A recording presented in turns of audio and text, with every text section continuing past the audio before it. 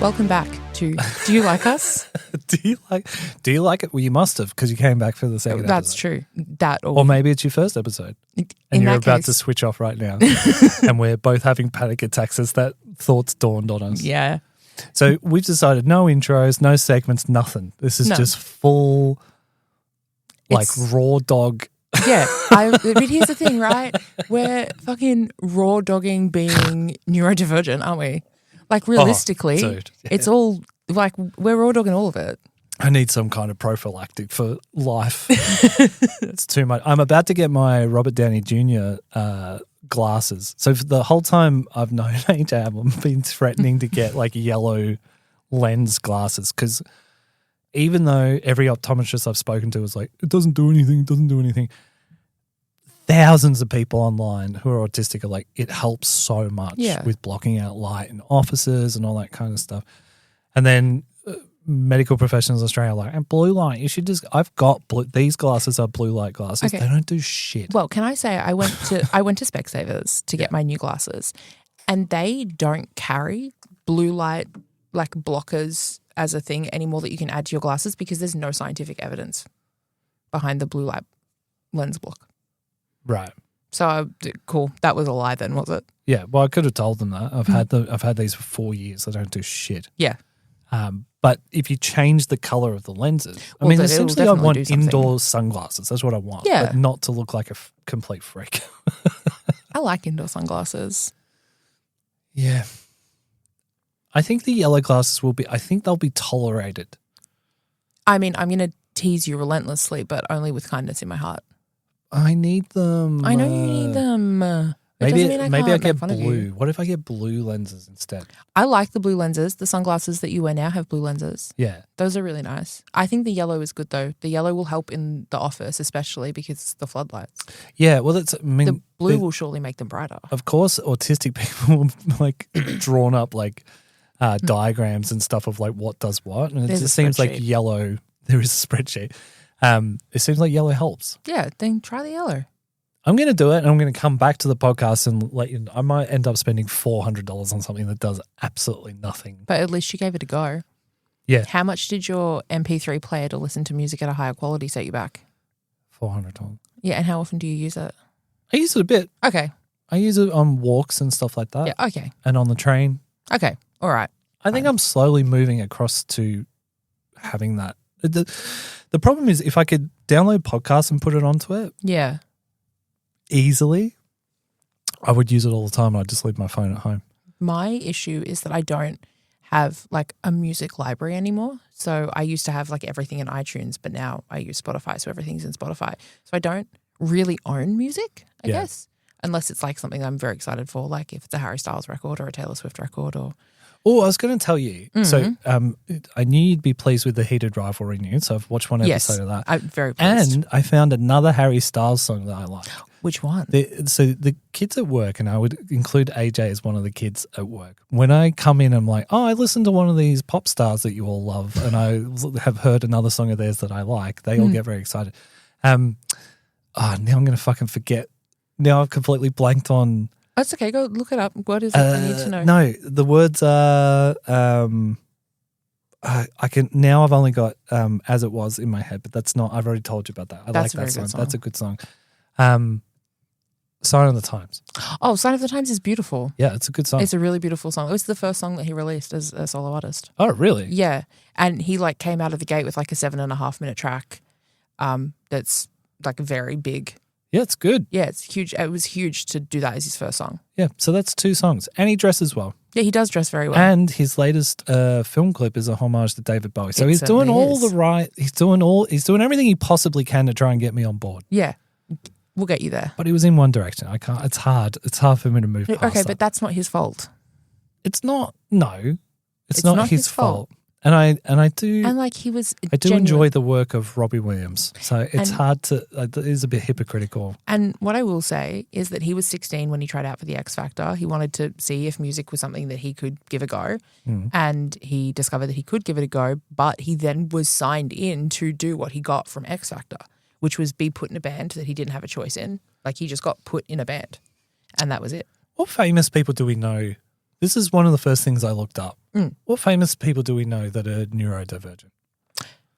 Oh, my brain is immediately thinking of Melissa O'Neill, but that's because my wife is comfort watching The Rookie. We've been comfort watching The Rookie for about 4 months.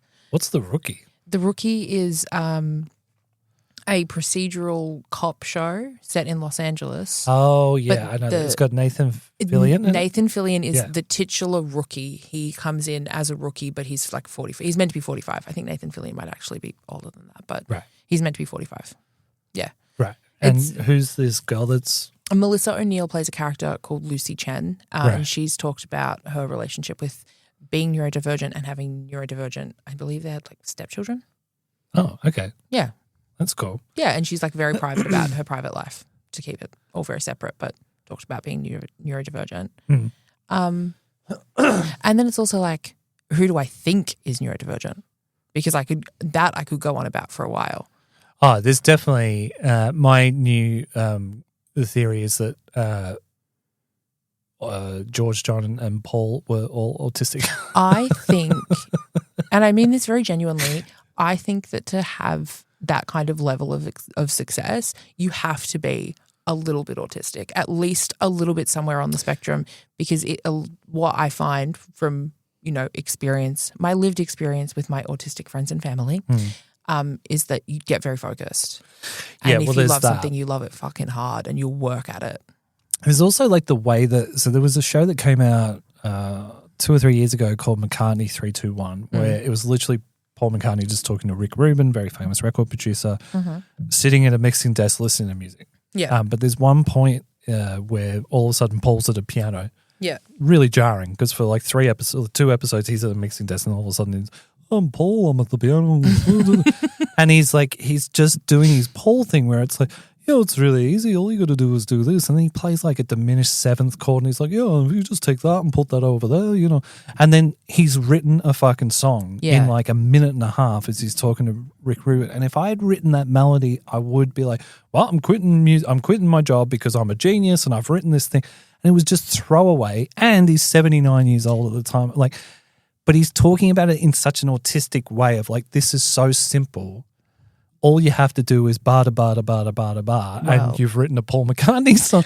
But he can't see that. Like, either this is this false, and there's one or two options here. Either it's a complete mask, that he puts on because he's an awful, very famous person, and this is just the character that he plays, which I don't think. I think that mask would have slipped in 50 years. Absolutely, there's no way. So I think he's a very autistic guy who doesn't understand that that's not what everyone is like when they sit down at a piano. So, right? Yes, you're going to hate what I'm about to say. Every single word that passes my lips, you're going to say, why did I invite AJ on this podcast? She doesn't know anything about anything and I have to put her in the bin. So for everyone at home who's listening, if you have watched the Making of the Eras Tour documentary, you will see several points where Taylor Swift sits and remixes her own songs because she did like an acoustic part of the show and she'd do something on piano and then something on guitar, and sits and gets into this zone of like, oh, I know exactly how to, this is so obvious to me. Why can't everybody else see how easy and obvious this is? And so just like knowledgeable about her own music and how all of it moves and works and how she can adjust it all, that it's very like, and you have a spreadsheet, don't you, Taylor Swift? There's a spreadsheet somewhere about this.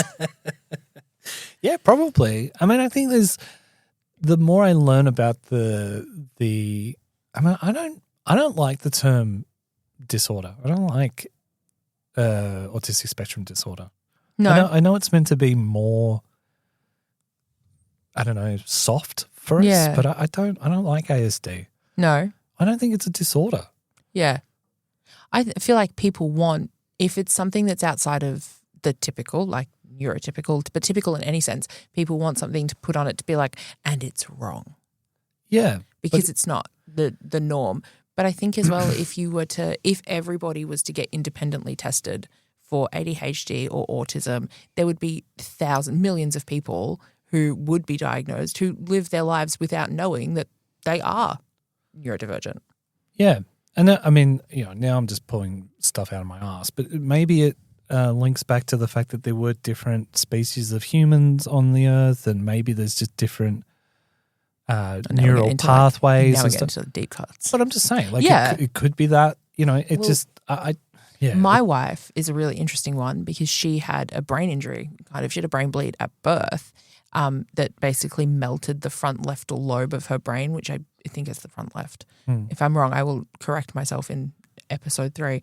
But it's the part of your brain that deals with forming forming connections and stuff and social interactions. Right. And so it's, is she autistic because she's autistic and that's who she is?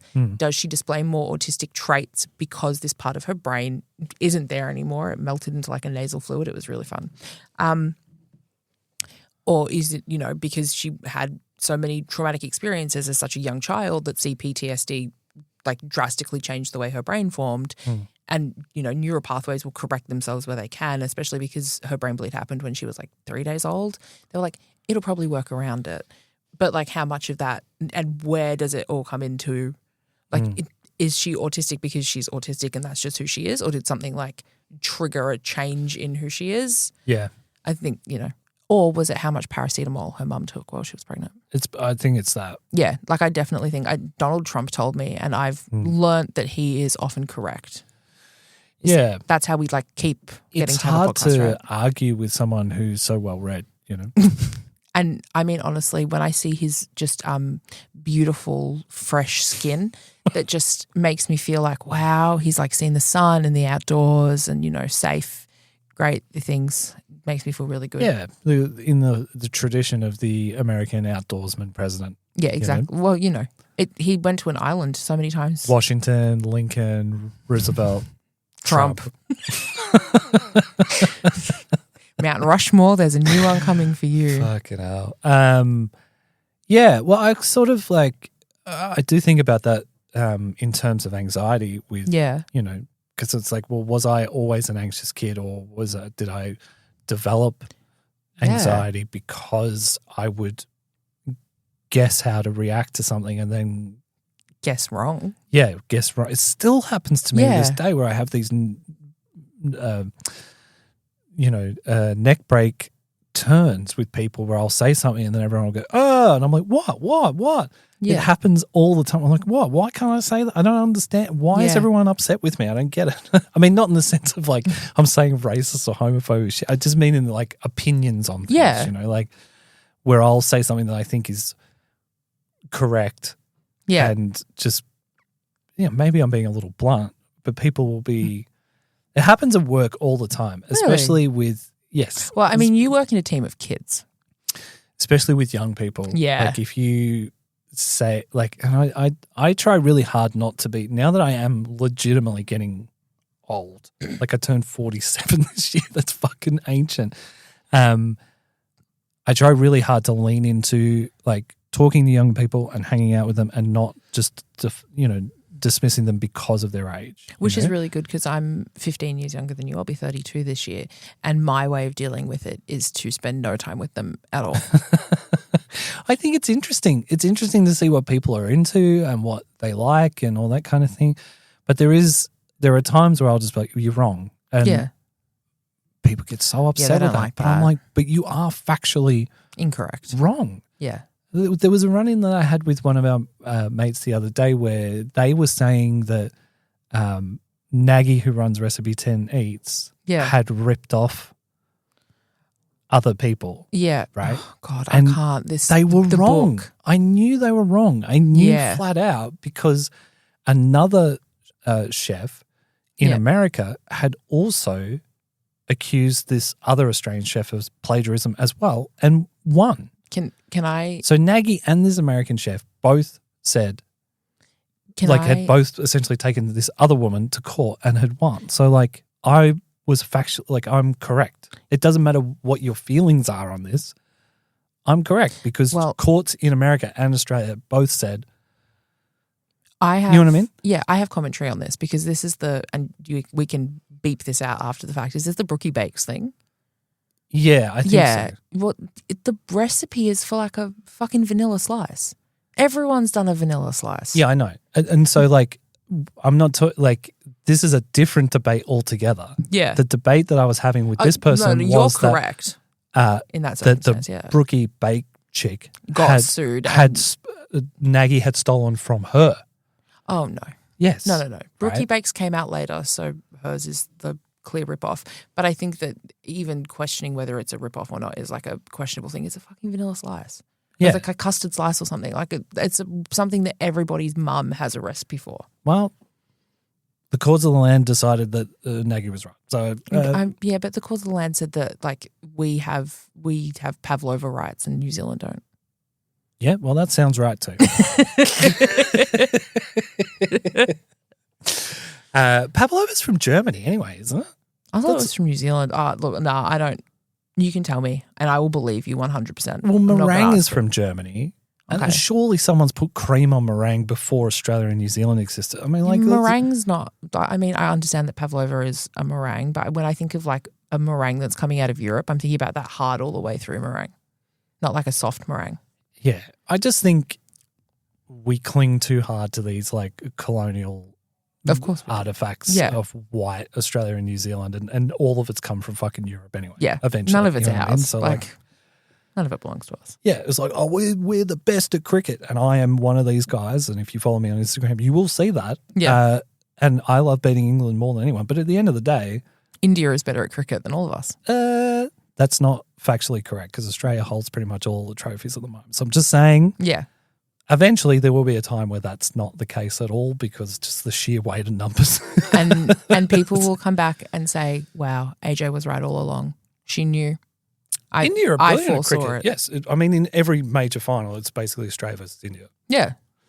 So I mean, okay, we beat them at that point. Okay, sure, but yeah, I think they're pretty incredible. They are incredible.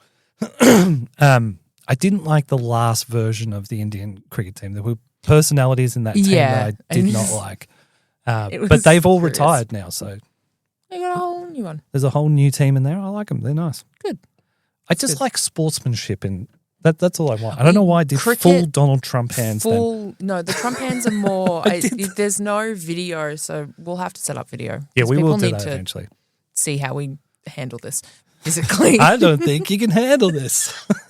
Is that enough that we won't get sued for copyright? Yeah, that's fine. If we were just singing it's under fine. 30 seconds, right? Yeah. It's a parody. It's parody We're laws. Weird Al Yankovic. Parody laws. Yeah, we're the autistic and ADHD Weird Al Yankovic. There's no way that Weird Al's not. Oh, so getting back to celebrities who are on the spectrum, Weird Al for sure. For sure. For sure. To have that kind of like, I can get that into it, that I can rewrite the lyrics, which is something that I do all the time and I think is like the coolest skill I've ever learned. Well, if you have a dog, right, everybody does that. Yeah. Just sing songs to their dog. Especially very good if you name your dog Honey, because then you can just go into ABBA at any given time. Yes, that's true. Well, the other day I was singing, Jimmy, Jimmy, Jimmy, Jimmy. I love that. Yeah, right? So you just... And then Kelly was like, what are you doing? I'm like, what? I'm singing for Jim. The Jim song. Yeah. And she's like, isn't that the I'm horny song? I'm like, yeah. She's like, so you're horny for Jim? I'm like, did I say I was horny for Jim? No. We said horny with Jim. Yeah. I'm playing Jim and Jim is singing the song about himself. Yeah. God, yeah. What's so hard to grasp about that, Kelly? For fuck's sake. Can you not see the 7 steps that I took before I have to stop and explain them? James Acaster is the he? comedian. Fern Brady is the comedian. She's really staunch and strong about autism online. It's great. It's nice to have a fiery, funny, smart Scottish person just be like, fuck off, to people who are like, autism isn't real. There's more, but I can't. Acaster and Fern Brady are the ones that are burnt into my brain because I was massive fans of them before I got a diagnosis, and then I looked it up. There's no way Larry David's not fucking autistic. There's no way. There's absolutely no way. Like, you look at George in Seinfeld, you look at Larry in Curb Your Enthusiasm, that is an autistic man. He's going on rants, and when he's not going on rants, he's saying the wrong thing. People are misjudging him all the time. Like, he has to be, if you haven't watched Curb Your Enthusiasm, you've got to go and watch it. If you're autistic or even ADHD, tell me that Larry in Curb is not autistic. In a real callback in our friendship, I haven't seen that. Yeah. Okay, so AJ's never watched anything that isn't Lord of the Rings. Okay, that's not strictly true. The Hobbit. I watched Terminator. The Power and of the Terminator Rings. 2 and was changed Have as you a watched person. the TV show? The Lord of the Rings TV show? Is it worth watching? Okay, Uh-oh. let's get into Rings no. of Power. Sorry, guys. I had to put my phone down. This show was about autism and ADHD. It's now a Lord of the Rings podcast, which was the inevitable. Yeah, it's a Lord of the Rings podcast. Welcome. I'm really glad that you're here to talk about. Well, I was talking to my wife when we took our quick little break before, just to be like, by the way, babe, I mentioned you a bunch. And then I said, if I was autistic, I think you'd be my special interest. And then I was like, right, yeah, very cute, very romantic. Aren't I lovely? But then I had a moment where I was like, do special interests in the way that people with autism are known to have them? I don't know if it's something that people with ADHD really have. And then I was thinking of I have a lot of very intense special interests. I get really into things quite hard. Cal does too. Yeah. I think it's more of a specky thing. Yeah, just outside of the norm, attached to the thing that you could really connect with, maybe. Yeah, but again, I think that's because the synapses are firing a bit harder and faster than they are in an NT. Yeah. An NT's it was all right. Yeah, Rings of Power is not great. It's possible that maybe I should go back and give it a secondary attempt. I did only attempt to watch it once. I normally really enjoy, one way that I can really make my brain go completely silent is if I smoke a little bit of weed and then watch Lord of the Rings. And I can become just completely engrossed within something for 3 hours and have my brain shuts the fuck up, which it does not ever do otherwise. I'm constantly on go mode, always. Every time you say I smoke a little bit of weed, do you know Natalie's rap? No. It's an SNL sketch that Andy Samberg wrote. Oh my God. Where Natalie Portman does a rap. Yeah. But it's proper sort of gangster rap. Yeah. And there's a breakdown in the middle where she's like, when I was at Harvard, I smoked weed every day. And it's just in my every time you say I smoke a little bit of weed, I'm just in my head, I'm nodding and listening to you, but my other side of my brain is also going, when I was in Harvard, I smoked weed every day. But at least you're then thinking about me being at Harvard. I'll take it. Yeah. SNL is another special interest as well, by the way. I come in and out of SNL. It depends. It's really bad at the moment. It's really bad. It's so unfunny. I don't fucking know. It's painfully unfunny. But a couple of weeks ago, I watched all the Domingo sketches. Yeah. And then I watched all the Domingo sketches again. And then the next day I watched all the Domingo sketches several times. And then my mother-in-law came to town and I made her sit down and watch all of the Domingo sketches so that I could educate her on Domingo. Who's the kid that does Domingo? I don't know his name. I came into it because Sabrina Carpenter was on one of them. My tongue. I watched his stand-up special the other day. It was really good. It'll come to me. But there's good people in that cast, like Sarah. God, I was going to say Sarah Silverman. It's not Sarah Silverman, but Sarah is good on in that cast. I can't remember her surname. That kid that you're talking about, Domingo. He's good. The guy does Trump, James Austin Jones or Johns or whatever. He's good as well. Yeah, but the writing is so bad. It's not funny at the moment. No, but also I watched Fallon because Heated Rivalry and Hudson Williams was on Fallon, and the monologue that he did, and it was like watching teeth get pulled. Yeah, the audience are obviously prompted to laugh, and so you get this 30-second huh, and then nothing else because it's not genuinely funny. Yeah. It's hard to find comedy. Yeah. Well, out of America. Yeah, that's what you've got to do. You've got to go on most stuff's on Patreon or YouTube. Yeah. Your indies now. Yeah. Anyway, going backwards because we got off topic and I didn't get to speak about You're Lord of the talking to Rings. Chelsea, yes. I didn't get to speak about Lord of the Rings for long enough. Sorry. So I tried to watch Rings of Power with the same kind of headspace that I would go into watching Lord of the Rings or The Hobbit. And so I smoked a little bit of weed, and the plot was impossible to follow. But it follows the Silmarillion, which I haven't read. So maybe I should read the Silmarillion. It's impossible to read. What is that? I don't even know what that is. It's another book that it fits within that world. How Lord of the Rings came to be. It was written by Tolkien? By Tolkien. Oh. But then I think with the Silmarillion, because it wasn't published before he died, it's actually partly his son like tried to finish it out. Right. And maybe we just leave these things alone.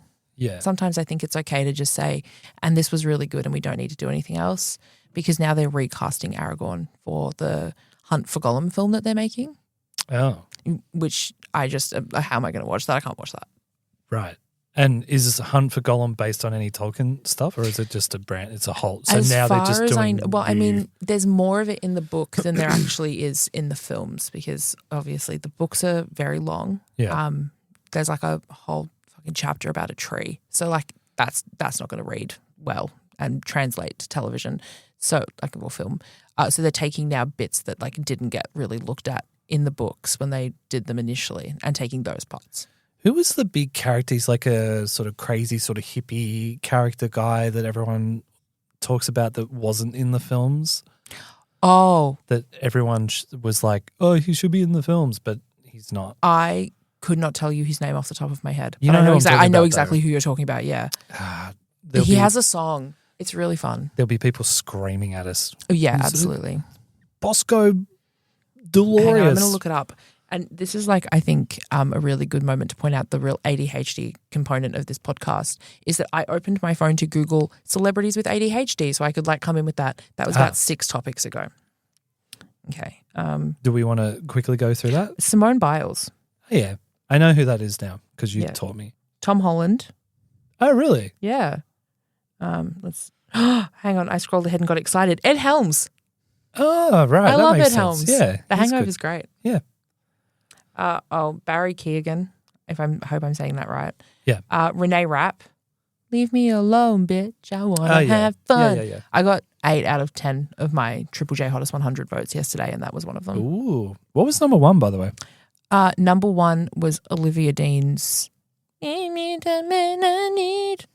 Okay. Right. And I was at quite a cool party, at a house in Brunswick. Everyone's a bit cool. And I was a bit like, well, if you can have fucking Olivia Dean at number 1, you should have Taylor Swift in here as well. Stop giving me pop music that my mum likes because it's on Smooth 91.5 in the Triple J Hottest 100 countdown, and then be like, but we can't have Taylor Swift. Yeah. You're pretentious. It's either all in there or it's not. Exactly. And my argument is that none of it should be in there. Exactly. So in that case, that's not what Triple J was created for. But anyway. The song that actually won in that case is Dancing 2 by Kelly Holiday, which I also voted for. Right. Because Kelly Holiday is Abby Chatfield's boyfriend. Right. And my wife loves Abby Chatfield. Oh, right. And I will do anything for my wife. Yeah.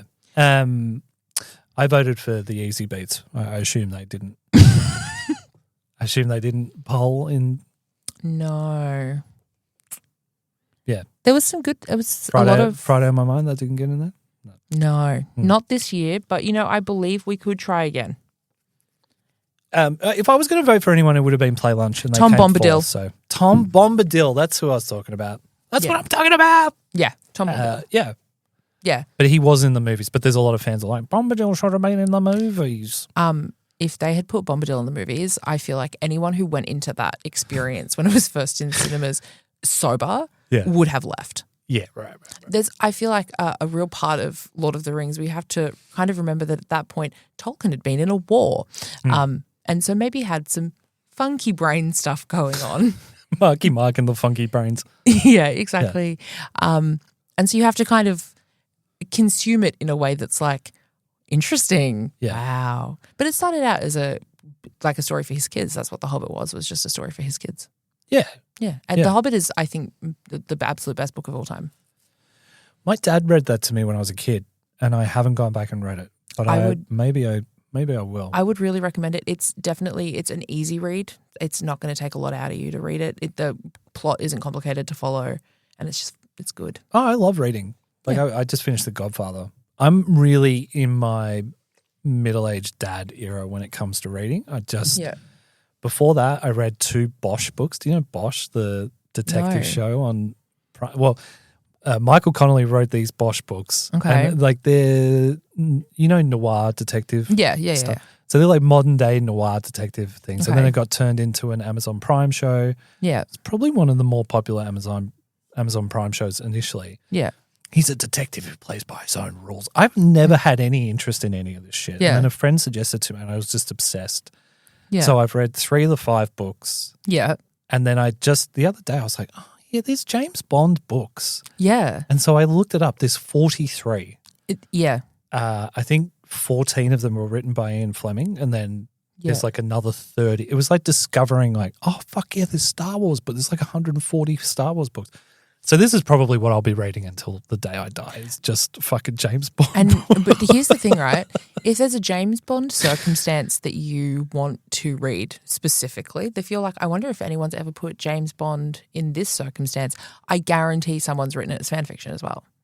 Because people go like hard into like getting into that stuff like that. Yeah, I'm interested in like I like the fan theory of like 007 James Bond being a moniker for the top agent in Britain. Yeah. I do like that. Isn't that the whole bit?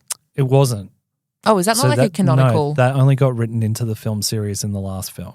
Oh. Prior to that. I just assumed. So prior to that, basically, it's weird with Daniel Craig, but up until Daniel Craig, basically every other James Bond film, that's the same James Bond. Just played by different guys. Oh, so I've only seen. So Daniel he's been Craig's to space. Bond. He's gotten married. He's like Her Majesty's Secret Service, which is like the 6th film. He gets married at the end of it, and then his wife gets killed. Jesus. By Blofeld, the head of Spectre. Right. You're like I have not seen these movies, but then I'm interested. Roger Moore takes over, and the tone of the films become completely like farcical, and I love those movies. But you know, like it's all that like, now pay attention, Bond. Here's a gondola that blows up into a balloon, and like that kind of shit, you know, which I love, but it's weird. And like when you think that this is the same guy whose wife got shot next to him in a car, and then in the next film, he's having a great old time. Yeah, he's like, well, why don't you come over into this bed and we'll see what happens? Like it's, you know what I mean? So basically from Sean Connery all the way up to Timothy Dalton. Oh, no, Pierce Brosnan. Fuck, I forgot completely. So all those films, that's the same guy. And then when Daniel Craig came along, because they did Casino Royale, which is the first book, it was sort of implied like, oh, this is a very soft reboot. Yeah. We're doing it again. But we're not. Yeah, so we're going to start again. It's a younger Bond. It's Casino Royale. Da, da, da. Yeah. So it kind of, as a big Bond fan, in my head, that those Daniel Craig films are their own. They're their own thing. Bond, in their own universe. It's like a different Bond, and I like the idea of that first Bond died, and then 007 James Bond was handed on to this other guy. Yeah. And that also means, like, I think you could easily just cast James Bond as a woman or a black dude or whatever and not have to explain it. There was, I think it would actually mean more if you didn't. Definitely. Explain it. It's just like, it's fucking James Bond, it's whatever. James Bond. And here's the thing, if it's the same James Bond as before. Yeah. Like, I like that concept of like, well, it's like with Doctor Who. Because they changed casting and did a woman, and then they had a black man, and that was on Disney, so it didn't last, which is fucking heartbreaking. Has that been cancelled? Yeah. Oh, really? Shooty Gatwa's Doctor Who is over. Really? Yeah, and they're having Rose Tyler come back. Billy Piper. Yeah. As what? No, not as Doctor Who. Yeah, as the Doctor. What? Yeah. It's jumped the shark. Yeah, I'm not making this up. There is a good reason not to watch Doctor Who anymore, and that is Disney touched it. Well, this is like, God, we are so far off talking about like neurodivergent stuff. No, but also, I was just going to say, like, I'm a big wrestling guy. I don't watch WWE anymore because they have very much made themselves known to be aligned with Donald Trump and all this. Yeah. But they signed a massive deal with Netflix. Yeah. Right? And I don't want this to happen to WWE. I don't want anyone to go out of work. I don't want a promotion to die, blah, blah, blah. Yeah. But I remember saying to friends who still watch it, I'm like, the minute that's not making money or the minute that it's costing Netflix money, they'll just cancel. It'll be done. Yeah. And 50 years of wrestling history will be gone. Yeah. Because you like, so much is becoming lost media now. Yeah. There is nowhere to watch, and this is something that came up over Christmas. There's nowhere to watch Doctor Who in Australia right now. Yeah. Like on the streaming services. We're fucking pulling out DVDs from 2007. Yeah, because there's no. What about the old stuff? Is that anywhere? No, it's all lost media at the moment. Like if you're in Australia and you rely on streamers. Such arseholes, man. I'm de-streaming Well, yeah, my you have your life. own server. Yes. That's pretty cool. Is Is Doctor Who on there? I'm not going to put it on there, but this is the bullshit of capitalism, right? Like because For me, it's the return of pirating. whether you're into it or not, Yeah. like capitalism as a system, it will always find the cheapest way of doing things. So it Absolutely. doesn't, right? So like now we've got these, doing Trump hands again. Now we've got these streamers that it's all about maximizing profit for shareholders. But the product is shit because, like I remember when Doctor Who went on to Disney Plus, everyone was like, oh, holy shit, this is such a big thing. The BBC sold Doctor Who, which is great. That's so dumb by the BBC. So dumb. If anyone was ever going to sign up to BritBox ever, it was for something like Yes. For Doctor Who. Yeah. So they sell it for whatever, for short-term gain. And then Disney Plus, of course, because they're an American company, are like, well, this isn't rating. No one in America is watching it. That's all we care about. So it's gone. And they it was all about it being too political. Like, so Ncuti Gatwa, who was playing the Doctor at the time, went out to a pro-watermelon, because I'm in Australia, so I can't talk about that, went to a pro-watermelon rally, and they got really, really mad at him for doing it because he's with Disney. And so he has to show Disney's morals. And Disney's morals are to not get involved. In the next 5 years, all these businesses are going to go under.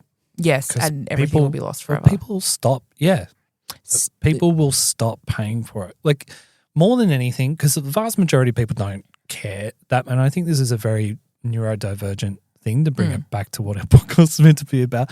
But like, you hear a lot of people talking about autistic people, ADHD people having like a stronger sense of justice and blah, blah, blah. Yeah. And I think that is true, but I think it's mainly because there is a fair amount of sort of black and white thinking with issues. And I think a lot of the time we fall on the right side. Correct side, not right side of politics side of things. And so like, but the vast majority of not like NTs, normal people, they don't give a fuck. Like the vast majority of people don't give a fuck about the politics or the morals behind companies. But what they do give a fuck about is I'm paying more for less. Yeah. And eventually these the streamers can't stay. They can't keep going with the current business model. They can't. Here is my advice to everyone, and Damian, I feel like you'll agree. Buy physical copies. Yes. And pirate shit from companies you don't want to give money. Yes. I feel like you're allowed to pirate from Disney. I do. I feel like it's fine. But that said, I pay them every month so that I can have my ESPN to watch my sports. Yeah. Well, remember, this is a parody comedy podcast. So in a parody, if we're parodying the world, then yes, we should absolutely pirate every fucking thing. Yeah, it's like, what a funny joke. Yeah. Ha ha ha. I mean, if you were to be someone who was inclined to do this, then yeah, maybe you should do that. Physical media is, this is a very autistic thing as well, because there is a real like hunter-gatherer part of it, of like you get to go out and look through boxes and like all that kind of stuff that I love. But also just having it there, like it brings me real peace. Yeah. I very rarely, like I'll be honest, I collect VHS, I collect vinyl, I collect Blu-ray. I do not use them as much as I use digital shit. Yeah. I just don't. So if I was to say that I did, I'd be bullshitting. But what I do like knowing is that even if just like the internet goes out, like yesterday was 47 million degrees in Victoria. It was 44. And I was like, it wasn't, it was 40.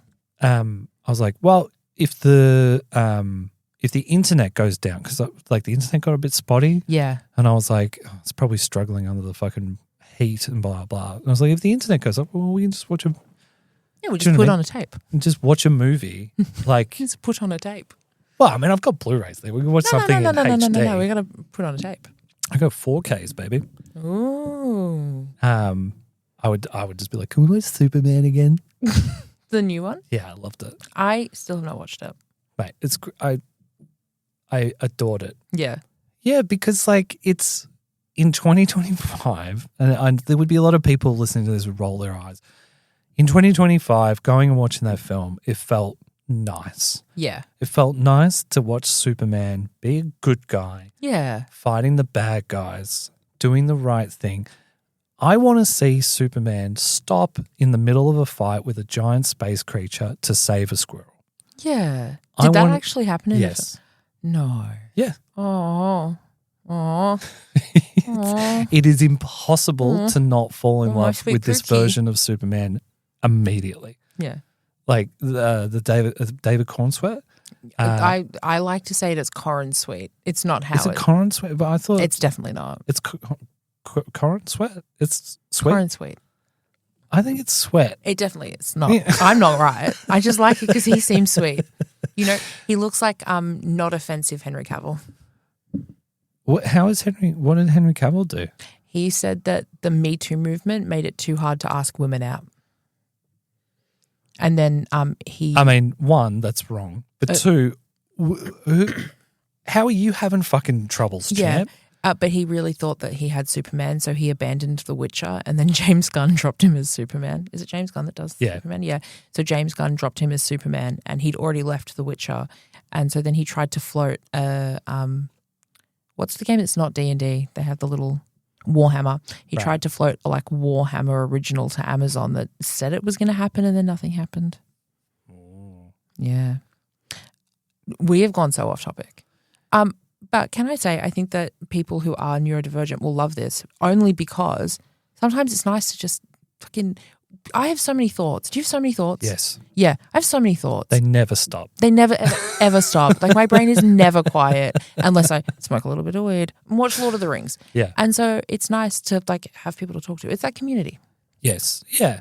And I think we do keep sort of touching back on we're trying to justify ourselves. Well, we mentioned it a couple of times. Damian, do you still like me? Yes. Okay, cool. We're fine. Yeah. Well, that is a massive thing for autistic people, and I assume it's the same thing with ADHD because Kelly, my wife, tells me the same. I've just every time you have a social interaction, I'll spend half an hour to an hour afterwards of like, I don't know, I said that, and they're fake because for autistic people. Most of us have difficulty reading. I have a very good thing to say about this. Yeah, reading emotions and stuff like that. And so you're watching every little facial tick and body language movement. And so if there's something isn't quite right or part of a pattern, right's not correct because you notice patterns with people. And so if something's outside of that pattern, then you feel like something's wrong. Yeah. And there might not be. Most of the time there isn't. Although, I don't know. I feel like a lot of the time you ask people, are you upset with me because of something I said? And they'll go, no. But the reality is that they are a little bit and you've picked up on it because you've got specky senses. Specky senses. You know what I mean? Yeah. I think for me it's do you like me but for a different reason of like I can be very intense. Yes. I can. I'm not saying that Thanks, about you. James. No, I was thinking about myself. Myself when I said can that. be like very intense. I find I talk a lot. I can be like quite like pushy in conversations where I want to be like the main voice. But then I feel very self-conscious of that. And so I will pull myself back and try and have like as little personality as I can. And no, I don't have an opinion because the second I start to have an opinion, it's like, oh, you're like going to really go for it. So yeah, I am. Yeah. Yeah, it's something in my family in particular. Like my mum talks about it with my dad, my sister. Yeah. But I'm the same where it's like our opinions are full stop. Like it's, I believe there's full stop, the end, don't want to hear it, blah, but like. No. And I think there is a fair amount of like autistic tendencies to do that. Yeah. Mainly because like there is a part of like, for me anyway, and I think this is, I mean, I was encouraged to be like this as a kid because my parents are very well read and educated, so they like learning, and I was encouraged to learn. So there's that part of it, but then there's also the autistic part of like we're getting solar panels. There is a point to this. We're getting solar panels at our house, and my dad has said that he will help us out with that. Yeah. And so he's like, you know, every day he keeps going, have you got a quote yet? And I have to keep going back to him. Like, I'm just doing a bit more research. Yeah. And this has been going on for a week. But I have to know, like I have to make sure that I'm getting one, I want the best stuff on my house. Yeah. Two, I want to, I have a list because of course I do, of things that I want to check off before I go back to Dad and go, okay, so this is the best quote and here's why and blah, blah, blah, blah, blah, blah. Yeah. I don't want to just go, well, it's the first person I spoke to and. See, whereas Right? for me, different, but my wife is very much like that. Well, like she has to go get a scan this week, and she has like looked at every single radiology place. Like I want to say like within the vicinity of our home. We live in Preston, but she's looked at ones in Werribee. Right. To see. And then it's also Mate, you guys should just move to Werribee. You'd be around the corner from us and you're there half the time anyway, visiting doctors and stuff. I live rent-free. I'm in Preston. I'm not moving anywhere. You will have to drag me from Preston by my cold dead hands. No, that's fair enough. But it's also about like where does she feel safest going? So like she won't look at somewhere that's in the city, but she feels safe going to Werribee because we do go there because it is where our GP is. We follow different clinics. So like she's more comfortable going to Werribee. So then it's, well, does this place do this? Does this do that? What times are they open? When can I go? Like what? And we'll go through this like full list of things. It's like I will just call and book the first available. Right. Yeah. Like I'm the first time. I'd like immediately just get it done. Otherwise I'm going to forget. Yeah. I find when I'm with people like that, like when I'm with you or Callie who are like that, then I'll go along with that. Yeah. Like I'll sort of get caught up in the slipstream and I'm like, oh, we're doing something. Oh, this is so fun I'm and like exciting. really good at like impulse stuff. Yeah. But the more time I have to think about it, the worse. If I'm on my own, no. It's going to be a very slow, long, laborious process, but I will be correct. Yes, right? that's And I think that comes across a lot in a lot of conversations that I have with people because it's like, and it comes across as rude and arrogant. I don't think so. Well, yeah. Well, Cal has said that it does. Okay, sorry, Damian. I was wrong. Callie was right. But I think it can. I really think it can when you're being like, because you don't even hear it coming out of your head until it does, and then you're like, oh fuck, I was probably a bit. Well, that's it. Rough there. Where it's like, no, you're wrong. You know what I mean? Yeah. Sometimes I will snap at Chelsea and be like, just stop dithering. Stop like we don't need to have a spreadsheet for this one. Right. Let's just knock it out of the park and get it done. Yeah. Which it does not work for her at all. Cal, I think, has worked out that it's fun. Like, she's not, I was going to say she's using me, but she's not using me. I think she's worked out that like I'm best suited to like, okay, here's a job. I'm going to give it to Damian. It's going to take longer. Yeah. But it will be done. Well, yeah, that's definitely. Well. Yeah. Which has taken a lot for her to admit because we were both very independent people and like, another life. She was a TV producer. She's been a podcast producer. She is a she's a go-getter and quite bossy and like, but I mean, bold. But she Call is your wife bossy. Well, she would say that herself. Like, I know. And is very good at those jobs as well. Yeah. So like, there's a part Very of her talented. that's like, let's just fucking do it. Like go.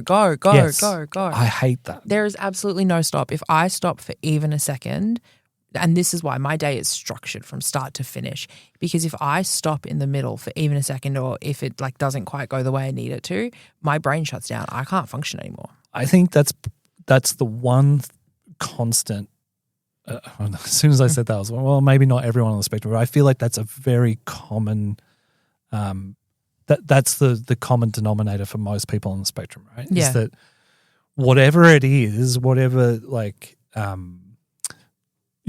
Branch of specialty. Yeah, that's exactly what I was going to say. It's because you were doing, again, Tree listeners at home, things. Damian's doing tree branch hands above his head. Yeah, whatever the branch Is it the brain branch? Yeah, but like, whether it's like you stop planning or you stop moving like a shark or like you stop playing games on your phone or whatever it is, or you stop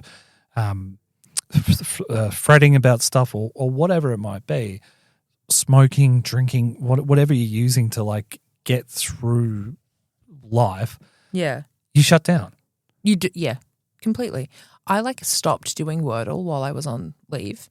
And I was like, this is fine. Wordle is part of my day every day. I do like At about 5:30 in the afternoon, once I'm sat on my couch, the day is kind of coming to a rest, I sit and I do the New York Times games. I pay for the app so I can do all of the games every day. Yeah. Except I stopped doing it for a week.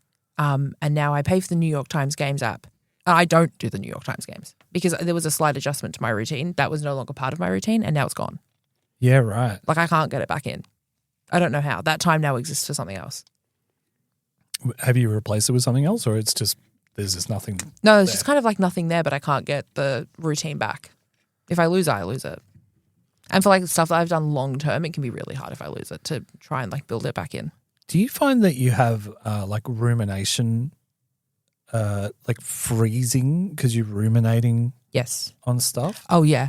Definitely. It's getting really bad for me at the moment. I find myself like on my bed, on my phone for like, especially when I've got a similar sort of thing. Like I'm on leave. Yeah. I'm like, okay, so at 9:30 I'm going to go to the gym. Yep. And then it's 10:45 and I've been sitting on my bed. Yeah. Reading a book or flicking through TikTok or sometimes just listening to a podcast, and Cal will come into the room and be like, "You all right?" Yeah. And that's it must look so weird and sad. No. Just this old man hunched over his bed. No, see, this is why I have like a very rigorous structure. So like I have tomorrow off work because it's a public holiday here. And so tomorrow I have my entire day structured, and I've had it structured since last week so that it can't go wrong. Of I'm allowed to sleep until 8:30 because it's a day off. And then at 9 o'clock the hockey is on. While the hockey is on, I will be knitting. And then I'm allowed to keep knitting until Chelsea wakes up at probably 12:30, 1 o'clock. Right. And then I'll just do whatever she wants all day. Right. And like, but that works. But if I was to at 8:30 tomorrow sleep through my alarm and not wake up and not put the hockey on at 9 o'clock, I would then just wait until Chelsea wakes up to do anything, because I don't know how to then like reassess my own time. And like I planned it specifically like this. It has to go like that. Yeah, right. Otherwise I just lose it, and I'll just get stuck into like I'm just watching Instagram reels for 5 minutes and then it's been 4 hours. Yeah. I can't uninstall Instagram. Yeah, so it is my replacement for when I want a TikTok hit. Yeah, well, I took all social media off my phone, and then I was just sitting in front of the TV watching YouTube. I just completely, do you know what I mean? Like, at least it's long form content. Yeah. What I did want to touch on, because we talked about it when we were downstairs, and then you said something before, and now I can't quite remember what it was, but I was like, that would have been a very good moment to have mentioned it. So I went out last night. So Chelsea had a moment. We got home from being out at the party. Yeah. And we did have a big wind down, but Chelsea had a moment where she sat opposite me and was like, so I said this, and then the person that I was speaking to said this back and pulled this face. What do you think that means? Because I think that means that they didn't like what I said. And it was very much like no, I think you're fine. I think that was a fine social interaction. But the first thing I did this morning was message the person who hosted the party and say, hey, did we both do social interaction okay last night? Was it okay? Because we're not usually in an outside environment. And so like, Chelsea and I can communicate with each other basically without words at this point. I mean, like we've been living in a bubble for 14 years. But we took the bubble outside, and it's, did I handle it correctly? Did she handle it correctly? Did we come across as like nice, normal people? And then we also needed about 6 hours to wind down, which when you get home at 10 o'clock means you don't go to sleep until 3 a.m. because the social brain was just so, and I felt drunk while I was there because I drank a bottle of wine. And that is my other worst habit is I'll like, if I'm in a situation like that and I have the opportunity to binge drink, I will, because it makes me feel like I can be in a social situation. Yeah. Which is exactly why you don't drink, right? Like, I mean, not exactly why you don't, but it's part of it. Well, definitely part of it. There's definitely why I drank, or a big reason. I mean, it's. I don't want to say like the whole reason. Like, no. Bold, like, and also no bold one for could me say to say anything about my drinking that would upset me. And I'm very open about it, and blah blah. And my dad had the same thing, but I also think my dad's autistic. Yeah. If Dad listens to this podcast, well, it's out in the open now, Dad. So what's your dad's name? Hayden, let's get you to do Rads R. Hey, didn't I suggest that you start asking questions just real subtly? Did I suggest that to you? You should. He's a psychologist. He would. No, just slightly reword them. Slightly reword the Rads R questions and then just feed them in at your own leisure. It might take a couple of weeks. Yeah. And then you can diagnose him without him even knowing. Yeah. Maybe I shouldn't have said that because he was good. Opposite with somebody. Anyway, so what we're going to do is edit this part out. So if you're no. Let's just take a beat. Okay, so now we're coming back in, and the conversation didn't change. Nothing got edited out. Edited. But like he is sober and had drinking problems. There's other people in the family. I can't help but constantly think that it goes hand in hand. I'm not saying alcoholism doesn't exist. I'm not saying it isn't a problem, but I think if you looked at most people, I think if you gave a RADS test to most people who came into AA or NA, I think there would be a high propensity of people who are on the spectrum as well. Yeah, because it does give you gives you an ability to mask so much. It's hard. I can't even. I mean, I can talk to you about it, and I think anyone who's on the spectrum. But trying to explain to an NT how fucking difficult it is for me to. So, like, I went to a cricket game with a couple of mates from work a few weeks ago, and it was a fun time. Yeah, but there was 80,000 people at this game, or 70,000 people at the MCG. Yeah, and even just driving into Fitzroy to park, and then walking across is a lot. Absolutely, it is. And then you're at a T20 cricket game where it doesn't fucking stop. There's music the whole time. Yeah. It's like, and then the two guys I'm with, we're chatting the whole time, which is the whole point. Yeah. And that's great. And then you drive home. And then when I get home, I'm like, it's this weird thing where I'm pepped up. Like I'm pepped up, but I'm so fucking exhausted and like emotionally exhausted, physically exhausted.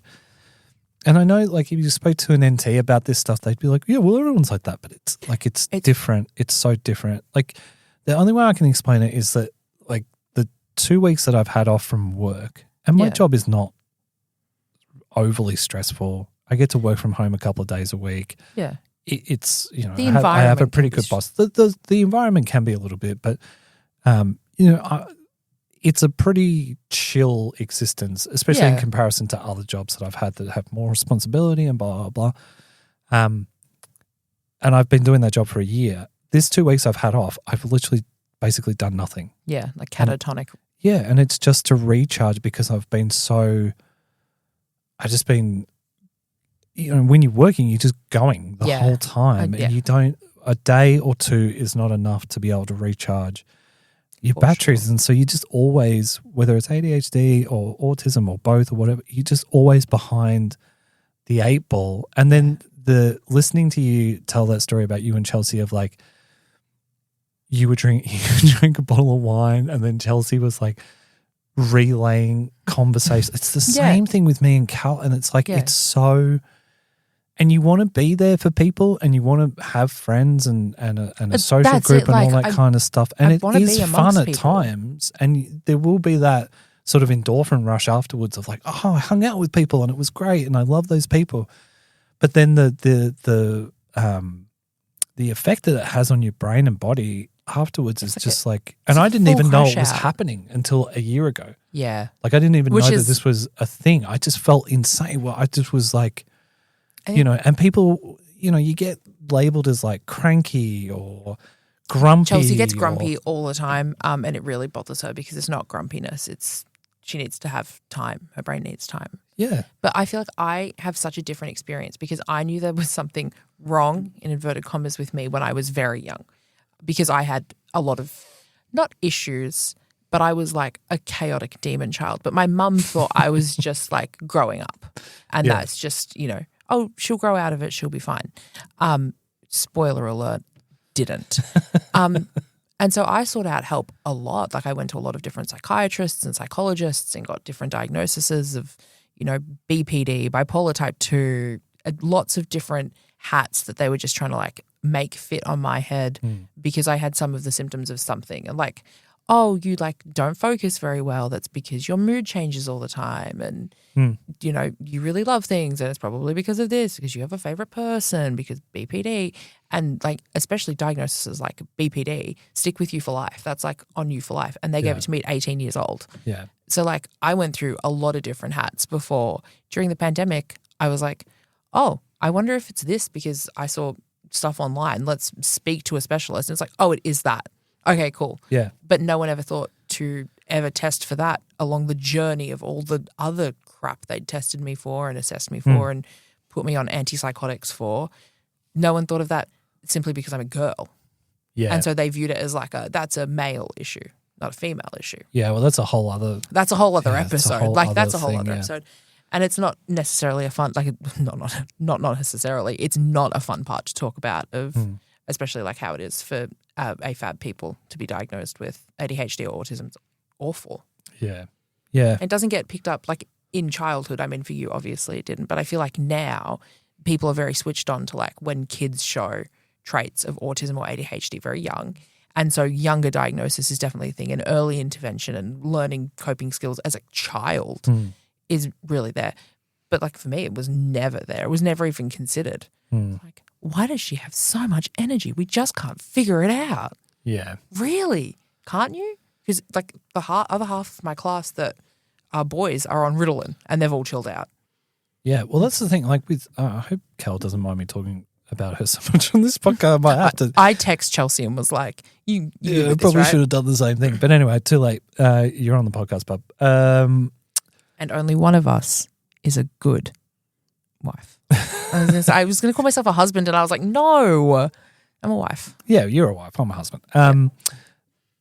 I'll see her Ritalin wear off. So like in the morning, it's worn off. Yeah. And she's like, hi. You know what I mean? It's like full Jim Carrey, Robin Williams. Yeah. And like, get on board my train. I'm having the best time. I love it because she's hilarious anyway, but like without the Ritalin, she's like, I mean, there are times where I'm like, Bob, oh, fuck. And then at the end of like, it's interesting because she'll say she's sundowning. Like, yeah, she's like, I'm sundowning. I'm in bed. I'm sundowning. But if I somehow come in and I'll be like, can you believe that fucking Trump? And then if I wake her from her sundowning, boom, Robin Williams is in the room. You know what I mean? Yeah. Like it's just full like. Yeah. So yeah, you're right. Like I don't understand how you can't. If there's someone who does have ADHD, like my wife and I are that. I definitely don't have ADHD. Kelly definitely does. Yeah. So if you've got two kids in a house where one kid's going like, bop, bop, bop, bop, bop, bop, bop, like I know it's hard because parents are doing the best that they can. Yeah, and that's it. Like, Mum, if you ever listen to this, I know you did the absolute best. I wasn't talking about our parents. I just mean in general. But in general, but also like special shout out to our parents. You guys did the best that you absolutely could have. I couldn't have asked for anything better. Oh. Love you, Mum. Please don't kick me out of the house. Thank you for letting me live in that unit. But yeah, you're right. Like now in 2026, the likelihood is that the kids will just get parents diagnosed now. This one's a bit weird. Let's just take it down. Take it down to the doctor. See if there's something up with this one. We're like an hour in. I feel like we could talk like another 3 hours. Yeah. But this is good. It means we're never going to run out of things to talk about. Truly. Because here's the thing. I feel like having ADHD and being neurodivergent, and to be fair, having more conversations with you today, I'm like, should I do RADS R? Should I see if it's both? But the thing I wanted to say, see, this is what I mean. I have to write everything down. Yeah. It's gone from my head. It'll come back and we can just cut this out. Just pretend I wasn't saying anything at all. No, that's okay. I think it's a good example of like, this is why we're doing the podcast. So people can hear this happening and they don't feel like weird or wrong. Or alone. Yeah. Because you do. You feel alone all the time. Yeah. Oh, because it's so intrinsically part of everything. Yeah. Right. So like every single thing that I enjoy or that I do, it's just part of who I am. So it's just part of every single part of it. And there are parts of it where it's like, let me highlight that I got home at 10 o'clock last night, needed to stay awake until 3 a.m. so my brain could calm down. Yes. Because I was in a room with 15 other people. But I can also be like, I really love Lord of the Rings. And it's because of the same thing. Yeah. And that's not... It's part of who I am. You know? Yeah. And it's part of who you are as well. If you're listening to this and looking for some, affirmation or whatever, that's... Yeah, it's part of who you are, and it's great. Who you are is fantastic. Yeah, be proud of it. I don't know, like even just when I got my diagnosis, I loved my psych, and I thought she was fantastic throughout the whole process. But she was like, just be careful, like because I was like we were talking about it, and I'm like, I think I'm going to be pretty loud about this. Yeah. because I was the same with sobriety and, Yeah. you know, like I'm not going to not tell people. And she was like, oh, just be careful because people can, you know, really use it against you and blah, blah. And I was like, well, if they do, fuck them. Yeah. I'll see them in court. Well, yeah, you can't like it's so much effort. And for me, it's different to you because I'm so quiet about so many. Like, I mean, I'm supposed to be quiet about so many things. No one ever really wants you to like talk about, you know, domestic violence and you know, queer rights for 55 hours at a time. But it feels so suffocating to like not just be able to own who you are. Oh, yeah. And so just embrace who you are. Yeah, and I've had the privilege of being a straight white guy my whole life. And so then I automatically get put in like a minority. I'm like, fuck that. I'm going to talk about it because I'm a fucking dude and I'll talk about whatever the fuck I want. And this is Australia and I'm allowed to. Yeah, so like, but I didn't want to do it in a way of like, well, as a fucking middle-aged man, like I wanted like the first few months of the diagnosis were pretty rough because, like, even though Cal and you and a few other people are doing the best that you can to help someone, it is a you know, there is all this like attachment to it of like, oh, am I different or am I wrong or am I defected or, you know, like you do think all this stuff. Yeah. And then after a while, thankfully, you know, I've got a good enough social network to eventually get to a point where like, no, this is all fine and I'm fine. This is who I've been my whole life. That's it. That's the thing to really highlight is that it's who you are. And yeah, I've always been this person. It's not like, and it's not like I got a cancer diagnosis. It's not just out of the blue. Nothing like, changed. Yeah. Like you are still you. You just now have a better understanding of who you are. And that gives you the ability to say, this thing about me that I find really hard to cope with, or this thing about me that I don't know what to do with and makes my brain feel like, is like, but there's a community of people who understand that same feeling and I can talk to. Or even just being able to explain who you are better to other people. So like after the pandemic, I became more of a homebody. Yeah. And I remember my best mate sort of saying to, excuse me, sorry guys. So rude.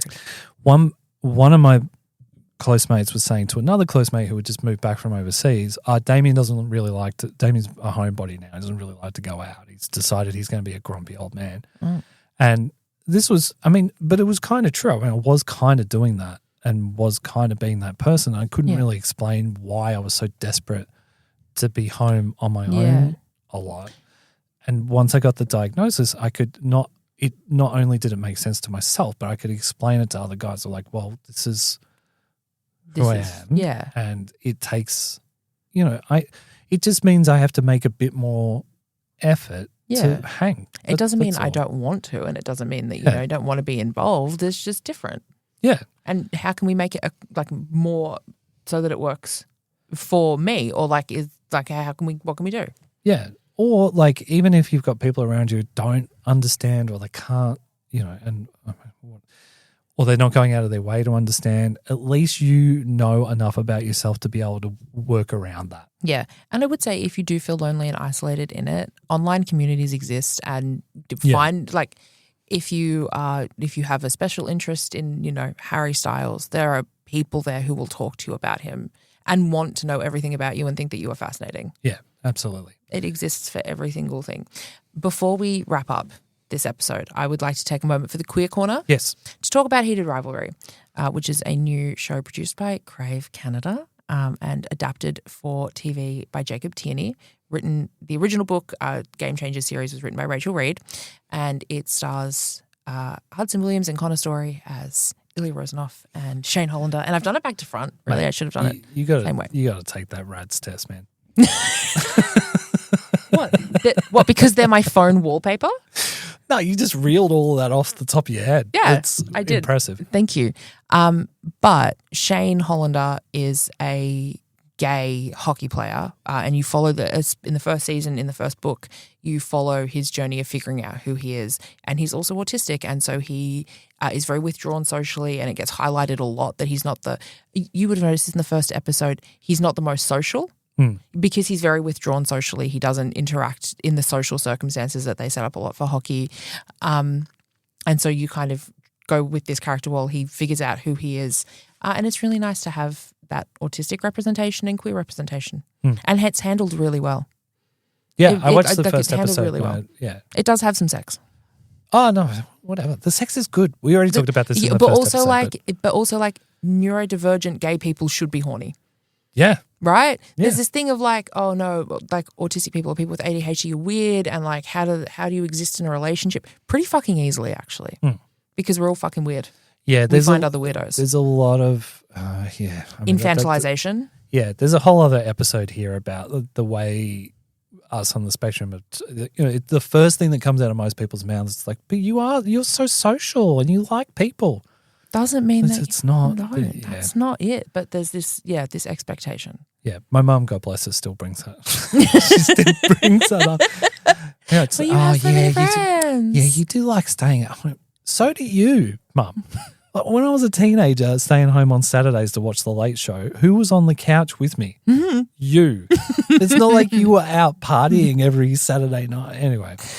No, that's yes. You should definitely check out Heated Rivalry, even just for like a bit of fun. It is also it is just fun. Just like it's a good like fun soapy to check out. Yeah, I did romance. When I was watching it. There were two things that stood out to me because you recommended I watch it, and that's why I watched it. One was real Degrassi vibes. I'm not familiar with Degrassi. I apologize. Just I'm maybe too young. Just Canadian TV. Okay, fair.